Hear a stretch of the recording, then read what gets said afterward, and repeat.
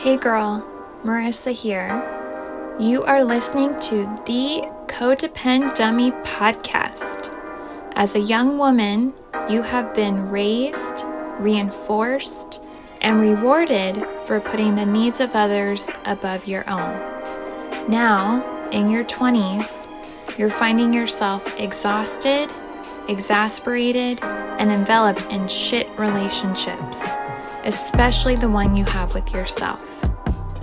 Codependency is a way of being where we put the feelings, wants, and needs of others above our own in an unconscious attempt to meet our own feelings, wants, and needs. Sorry to break it to you, sis, but that is not sustainable. This podcast is to help you undo all that so you can stop playing small and start taking up space, you dummy. Let's get to it. All right, today we have Ana Robles.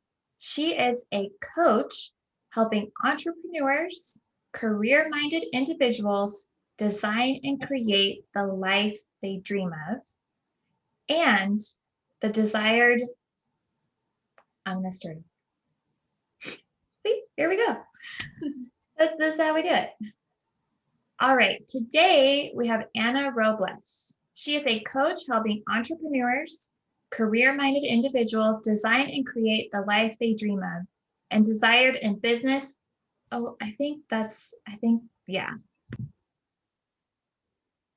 Okay, today we have Ana Robles. She is a coach helping entrepreneurs, career-minded individuals design and create the life they dream of and desire in business and in their personal life by bringing clarity, removing the negative self-talk, and developing the systems necessary to design the life they desire and deserve. Ana, thank you for coming on the Codependent Dummy podcast. Marissa, thank you for inviting me. I'm really excited to be here and to just have a conversation with you. Mm-hmm. Me too. All right, first and foremost, I ask everybody, Ana, how do you define codependency? Codependency is someone who is not able to function on their own thinking and whose thinking and behavior is instead organized around another person, another process, or substance. Many codependents place a lower priority on their own needs while being excessively preoccupied with the needs of others. Can you repeat the first sentence? It was so amazing. Yeah, they can't function. Okay, so for me, codependency means someone who's not able to function on their own thinking and whose thinking and behavior is instead organized around another person, a process, or substance. Mm-hmm. Right? We just can't function on our own thinking. Mm-mm. We're dependent on, right, another process, substance. So we're dependent on the thoughts of someone else. It could be someone else saying, I want you to do this, and we can't think on our own. We always have to ask that person, what are your thoughts? What should I do? What behaviors based on the other person, rather than having those behaviors based on who we think we are and who we should be. Yet we put placement on another person, and I'm not going to get up. I can't get up early enough right now, or because I got to go do this for this person. That, to me, that's codependency. Other times it's the process. It could be, the process of working and it's their process, not my process. So I depend on what they do. And again, we also have dependency on substance. It could be painkillers. It could be coffee. It could be something else. Right. Okay. So do you have any experiences of codependency in your own life? I have put others first instead of my own happiness. Right. And I would put myself second, and then I would do things for them instead of saying yes to myself, I would say no to myself and say yes to someone else. So there was that dependency of creating my happiness based on doing something for others and really creating the happiness that was really meant for me. And that to me was also another part of being codependent. And that happened about 20 years ago. When I look back at my life, I was like, wow, what did I do? But it was a journey that I needed to go through to be who I am now. And what did you do? I learned to say yes to me and start to say no to those things that were not fulfilling me. It's all of a sudden, it's like, oh, I'm sorry, I can't do this for you because I got to take care of me. So that's where I started making those shifts within myself so that I could be emotionally healthy. Because when you're giving so much and your happiness depends on someone else, all of a sudden you're dry. You're not able to give. So I needed to fill myself, fill my cup to be able to continue to give back. Right. And Anna, can you think of, right, it's been 20 years, any relationship in particular or example where there was a shift where you went from saying yes to someone else, you went from doing that, to saying no to them and yes to yourself? It happened a lot with that. What I mentioned a few minutes ago or a minute ago was me saying yes to family members and not saying me yes to myself. So then that put me in a different place where I could see my life going by and I was like, wait, time is going by and I'm not enjoying life because I'm giving so much here. When I stopped that and when I made those changes and those decisions, I found myself being happier and found myself that I could give more to this part of my family. I also saw that in dating when you always you're happy and you want to please someone and you kind of like, oh, let me make changes in your schedule or you make changes in your life to please someone. And I caught myself early on, and shortly thereafter. And I realized that the best thing for me is to, as much as I love someone else, I have to be able to put the oxygen mask on first before I could help someone else. Right. Right. Yeah. Okay. And with your coaching clients, what are some auditory cues, visual cues, behavioral cues that you've witnessed that are hallmarks, red flags where you're like, oh, we gotta work on this codependency that they're struggling with? Working with some of my clients, some of the things that I have heard is when it comes to their scheduling, or they automatically tell me, I can't do this because I have to wait for this person to, or I have to put my life on hold right now because I need to do this for this person. So a lot of it is when they're sharing some information with me that tells me that their life is on hold based on the other person. I can't go look for a job right now because I have to do this. I have to set up the clothes for my significant other. I have to iron the clothes for my significant other before the day starts.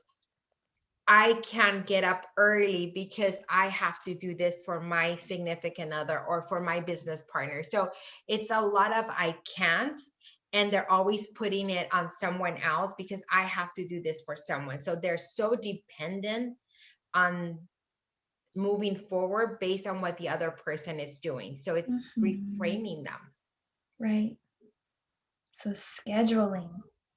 Scheduling is a good one. Right. You suggest something or give them an assignment to do X, Y, or Z, and then you hear, oh, I can't, and then it's due to another person. You're like, oh,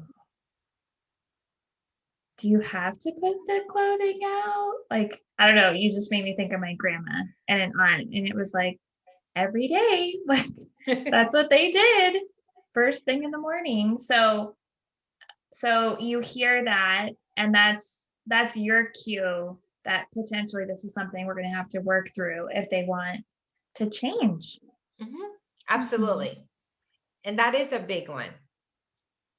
They need to be able to find their self-worth, their self-love to be able to move forward. Right. Other visual, auditory, behavioral cues for you? Besides the scheduling is also their self-worth when it's attached to the worth of someone else's opinion, or also their behavior in selecting their clothing, their behavior.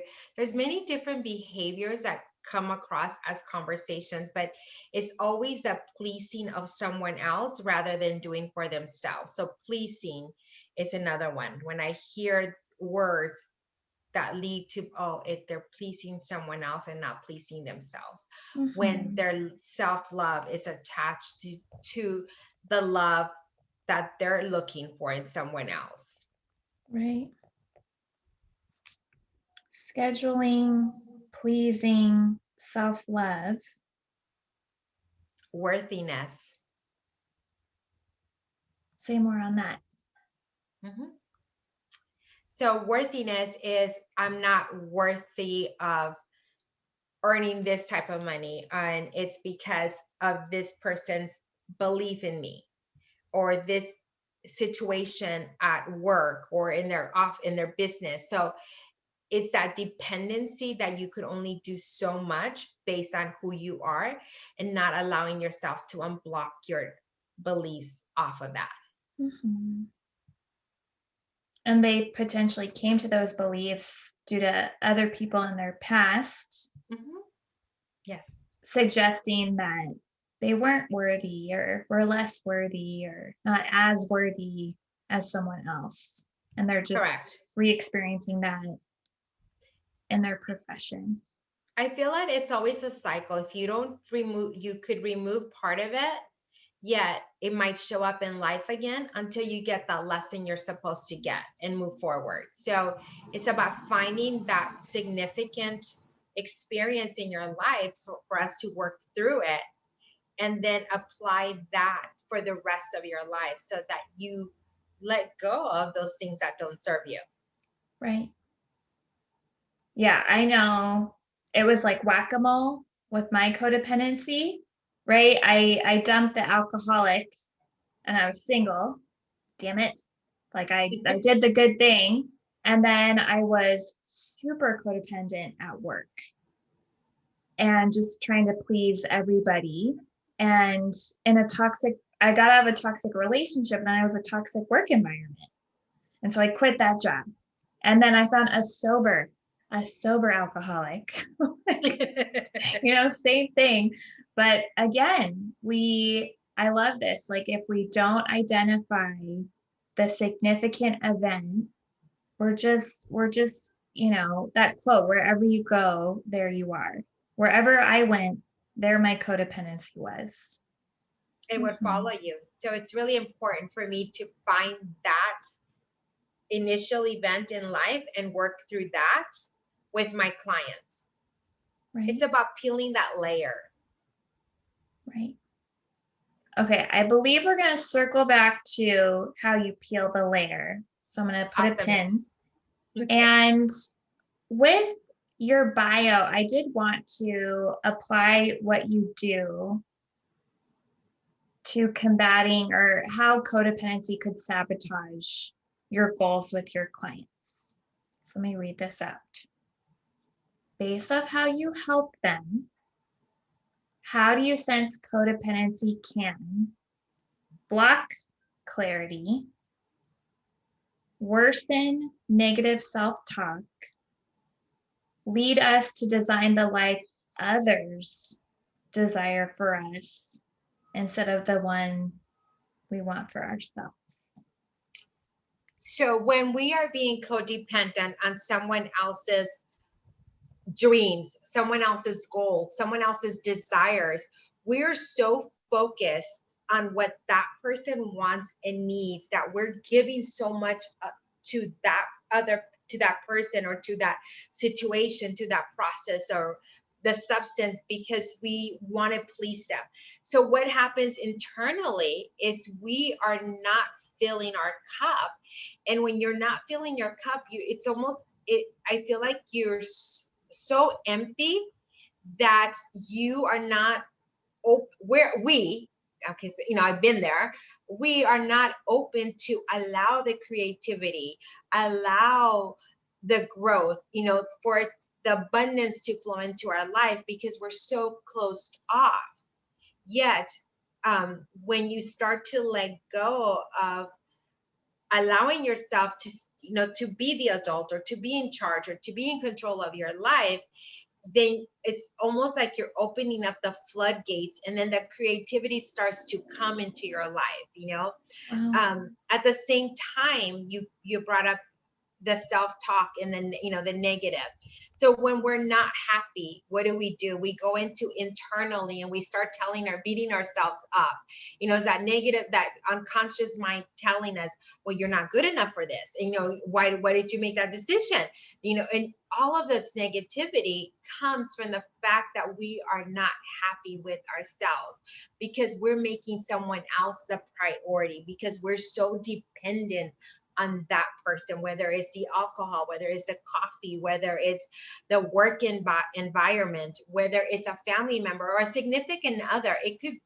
Codependency shows up in many forms. Right. So go ahead. So what leads us to design the life? I ask a lot of questions to my clients. Asking those questions lets me know what they truly want. And then I start to create a plan to help them achieve that. So it's about baby steps, getting them to move forward, and then to create evidence that they could feel it and see it and hear it, because sometimes we need to hear it, see it, feel it. So creating that evidence that supports the new person that they are becoming. Really, they're always been there. We're just pulling that layer out to let them see how beautiful they are, and to believe in themselves, and to have that confidence, so that they could still support that work environment if it's something that they want to do, or support that family member or the significant other if that's what they so choose to do. They just now have tools to stand on their own and stand in their own excellence. Right. And without it, no clarity, negative self-talk, because they're not even in tune with themselves. And again, like if you start asking them about like, how to design the life that they want, you start to hear like the influence, the impact of others in their lives. So really getting to know, like, what do you want? Mm-hmm. So as a coach, I get to ask the hard questions, and I do it in a loving way. I ask you enough questions so that I could hear what you really are saying, that you may not be hearing yourself or seeing yourself, so I could lead you where you really want to be led. Mm-hmm. And help you design that life. Right. You're making me think. I'm literally picturing some of my former patients who, when they first start coming to therapy, I'm sure it's the same with coaching, they speak in we terms. Like, let's say a sibling got in trouble and they're saying like, yeah, well, we were really disappointed. And I'm like, who's we? Right? You're a 20 something, work with young adults. They're like, oh, me and my parents. And I'm like, you and your parents? Like, you're the sibling. And it's like, yeah, we're gonna have to sit down and talk to the sibling. And I'm like, but you're a sibling. And so just like how pervasive we can be. And so, paying attention to their language, the goals that they're starting to share. It's like, no. So over time, like shifting that we to they and I. Absolutely. And that's so important. Yeah. Okay. So I wanted to have you on for a couple reasons. One of the main ones to talk more about NLP. Mm-hmm. Anna, what is NLP? What is NLP? It's learning to communicate. It's about communicating, understanding the communication of others. So, have you ever tried to communicate with someone who didn't speak the language and they couldn't understand you? You know, like the classic example is when someone goes out to a restaurant in a foreign country and they think that they order steak, but when they really actually order was liver stew. So NLP is about teaching us how to communicate with everyone, and also the emotional components that come when we don't properly communicate. So it's the mental, it's the emotional. That's where the neuro part comes in. And NLP is psychology based. And then the linguistic part, the neuro-linguistic programming, is really pertains to the language and being more specifically as to how we communicate with others, and more importantly, how we communicate with ourselves. Mm. And so how we communicate with ourselves, that's where we neurologically or mentally or emotionally program our own unconscious mind. So with NLP, is showing you how you're communicating with yourself and how you could change that programming that we're consistently telling ourselves. Because I could be having a conversation with you right now, but there's a little itty bitty something, committee in the back of our mind listening and like, oh no, she's wrong, or no, do this, so it's always running. So it's really important that we use the right language or the correct language to continue to reprogram ourselves to be able to reach the goals that we desire, to be able to communicate with our family, to be able to communicate with with our children, with our significant other, to be able to communicate with our business associates, our business partners, our employees, employers. It's really learning the language of your mind. Hmm. Neuro-linguistic programming. Mm-hmm. Mm-hmm. It's understanding our internal operating system, our unconscious mind, the programming that has happened in the past experiences, the thoughts and emotions that have affected our lives. So, like I mentioned a moment ago, Mm-hmm. that itty bitties consistently listening. So, learning to be able to have that communication with the itty bitty and say, no, you're wrong. Let me show you the evidence of how we're reprogramming going forward. Right. And I know I have a pen, so I'm going to take out my pen. Does NLP work with working through significant past events? Yes. How so? Mm-hmm.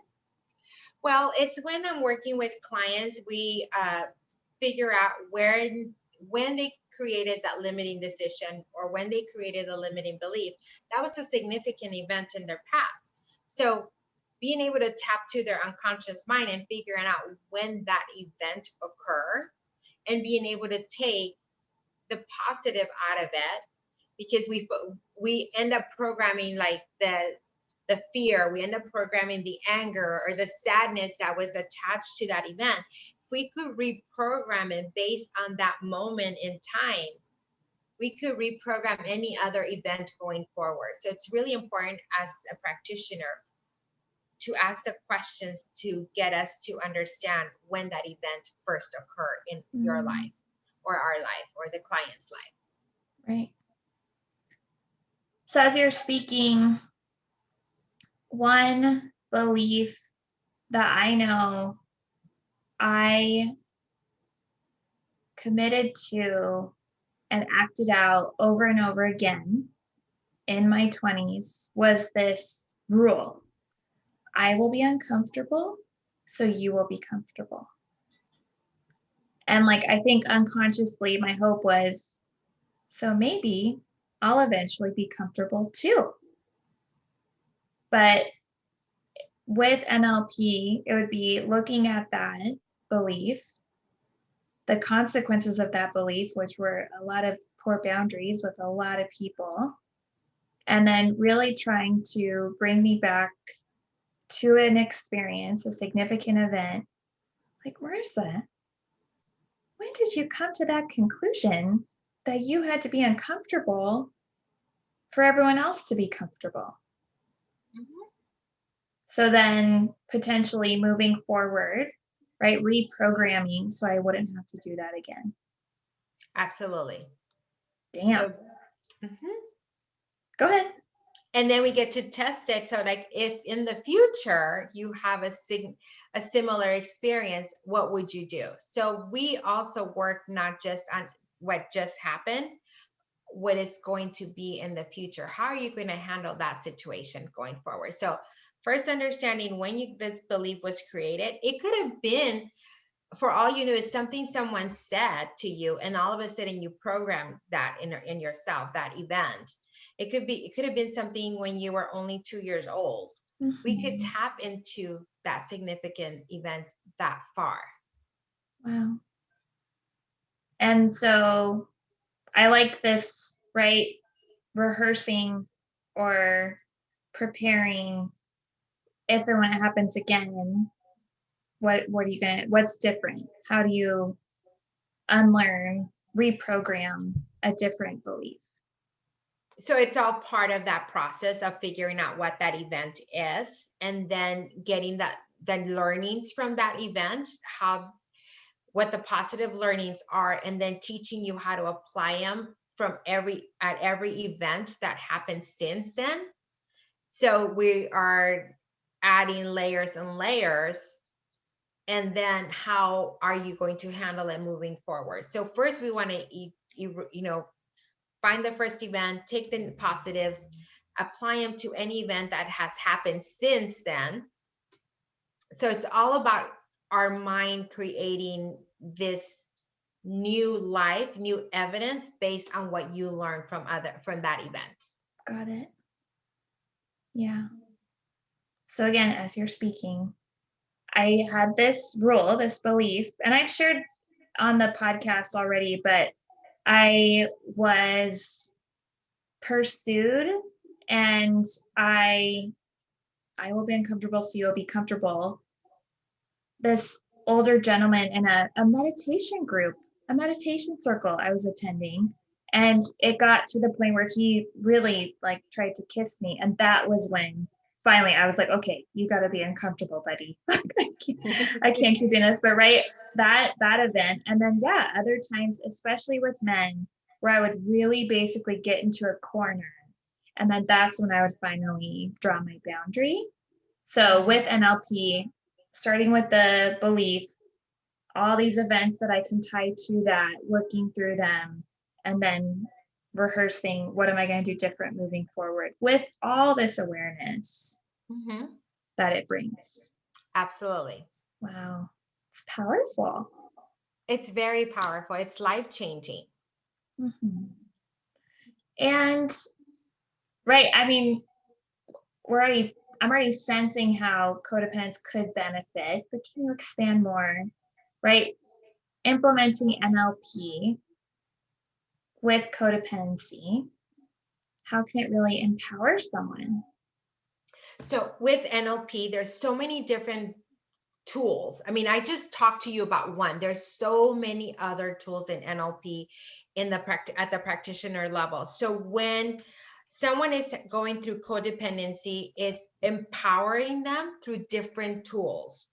It could be anchoring, or it could be reframing them. It could be the linguistics that they're using. So as a practitioner, as a coach, when someone shows the signs of codependency, it's figuring out what it is that they're the root of that, and reprogramming them and reframing them, and and giving them different tools so that they could start applying them and integrate them. Because we could all read a book, we could all go do a recipe, and everything comes out, we read the book, But if we don't apply the learnings of it to self, then it really doesn't do anything. If you go and do a recipe, you could create a recipe today, but then if you don't practice it, whenever you're cooking or baking, if you don't practice it, it's never always going to be the same.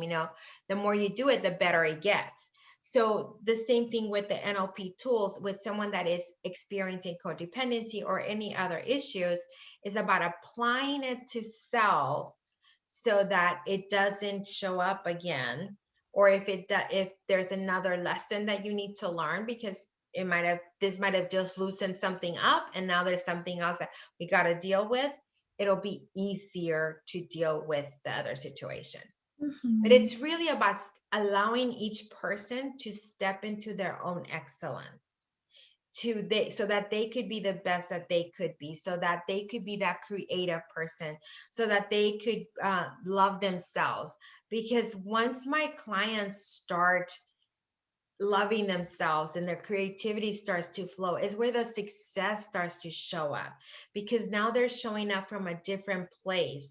They're showing up from a place of giving, or showing up from a place of love, and they're showing up from such a different space that it creates abundance, it creates success, it creates happiness. Right. The floodgates. Mm-hmm. You have these water metaphors, right? So we could be dry and, oh gosh, our cup is empty. And then with the use of NLP coaching, right, you sense that that's when the floodgates can open, and then changes. I mean, there's this momentum. And it's all coming from them. I'm just extracting it out of them.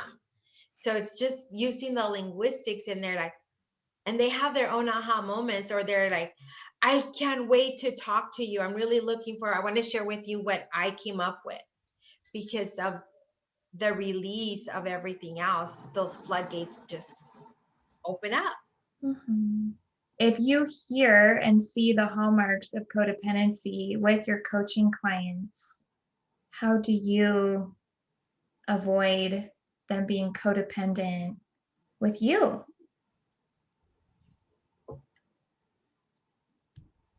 It's about empowering them. So it's every week, because I work with my clients on a weekly basis. So every single week is about giving them an empowerment. And I let them know what my boundaries are. I'm there to support you and to help you, but I also have my boundaries. And yes, my door is always open. It's empowering them. And that homework assignments that I issue or that I give them, it's something that we create together. It's not something that I just came up with. So because it's something that together we created, they're more likely to follow through with that homework assignment. And that assignment is one step closer to that empowerment, so that they're not so dependent on what is that? What do I do with, do I call Anna and ask her for help, or what do I do? So I allow them to have that empowerment and be supportive of their decisions that they're doing. Right.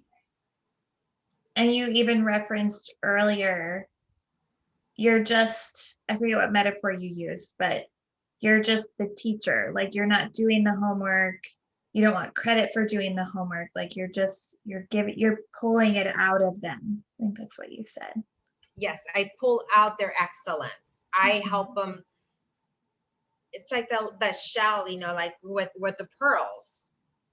The pearl, it's so beautiful inside, but you have to let it, do its thing.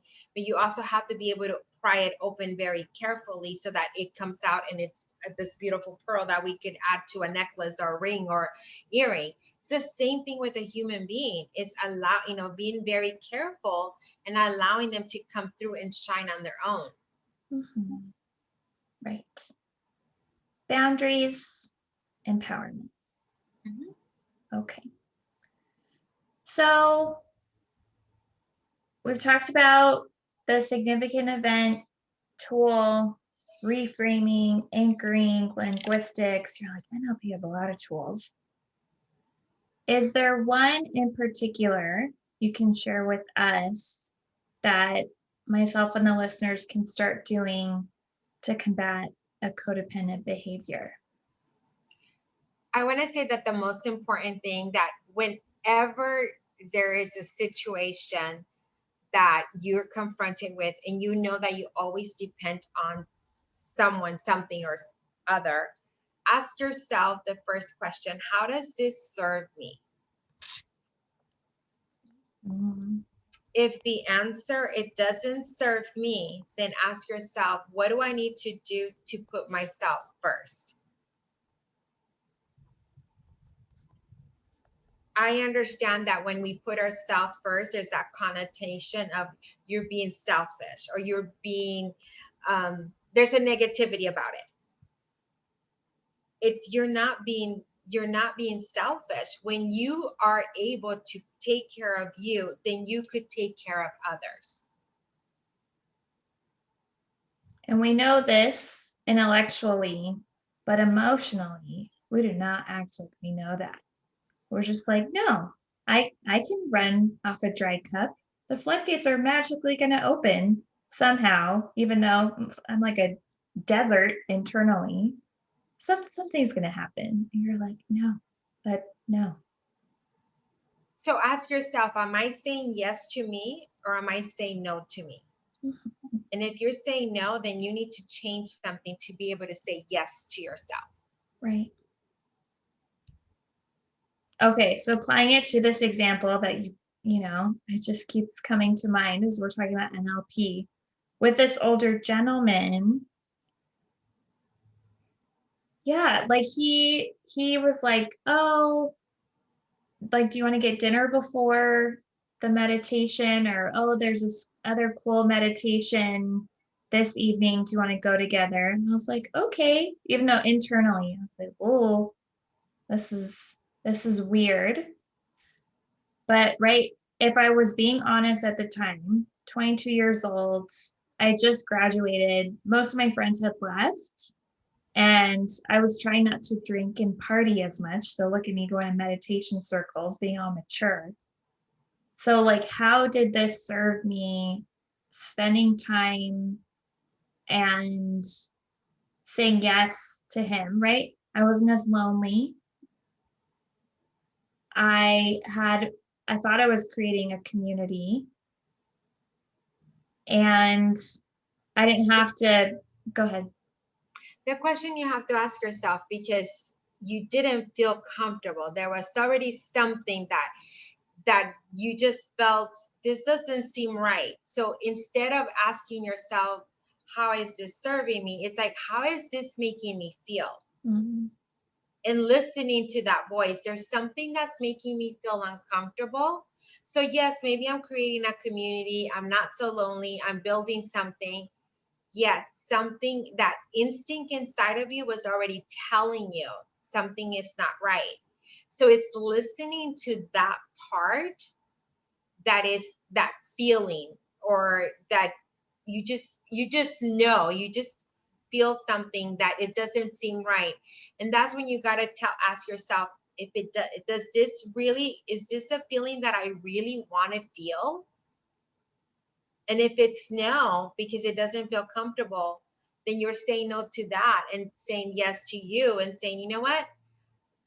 I really enjoy going to meditation with you.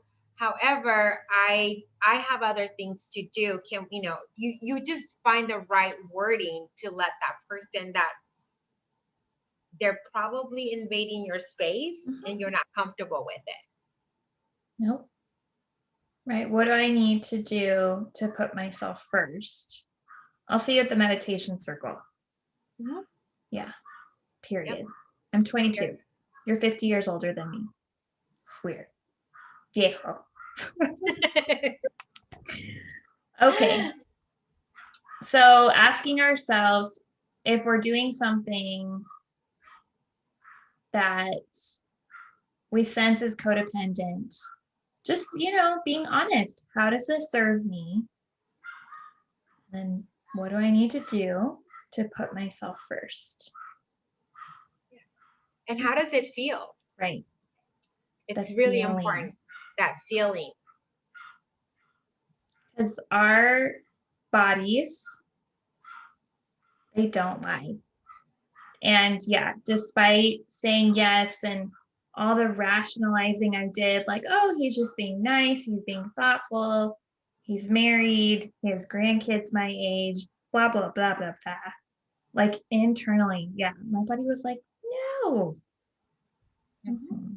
Okay, so those 3 questions, I'll be sure to put them in the show notes. Everyone, there's our homework for the week. Okay. Any other wisdom from NLP to share before we wrap up? NLP is really a tool to help us find the best version of ourselves.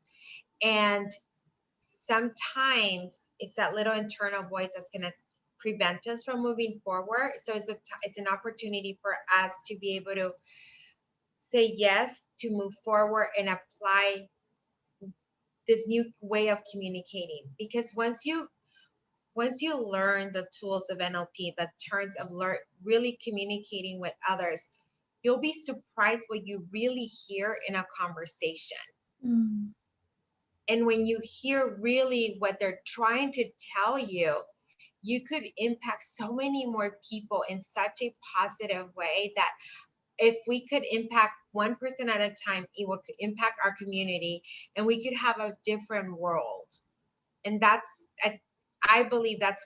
know that's why I'm passionate about. If I can impact one person and that person impacts one other person, this world could be different. It could be, not that it's bad, but how can we make it better? To me, it's always about making things better for others. Yeah. Mm-hmm. All right. Well, thank you for sharing your passion and enthusiasm. If there's a codependent, thank you. Codependent listener, she or he is resonating. Maybe they're an entrepreneur trying to design the life they desire and deserve. Where can they find you? They could find me on my website, yosoyamazing.com. And they could connect with me through there.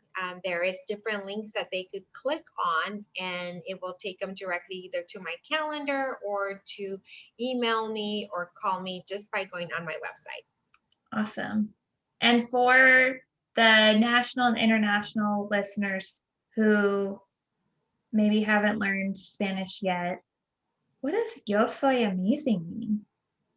So yo soy stands for I am.